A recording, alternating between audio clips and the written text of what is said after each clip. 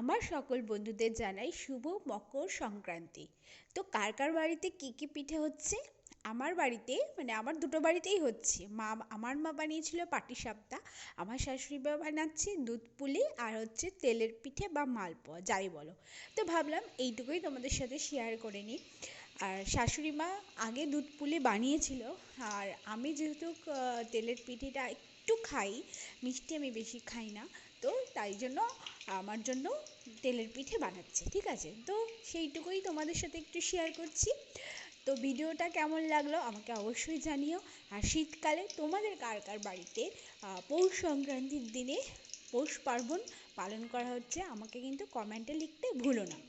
আর তোমাদের বাড়িতে কী কী ধরনের পিঠে কে কে খেতে ভালোবাসো অবশ্যই কমেন্টে আমাকে জানাতে পারো। ভিডিওটা ভালো লাগলে শেয়ার করো, আর লাইক বাটনটা প্রেস করে দিও, ঠিক আছে? তো আজকের মতো এখানেই, আবার দেখা করছি নতুন ভিডিওতে তোমাদের সাথে।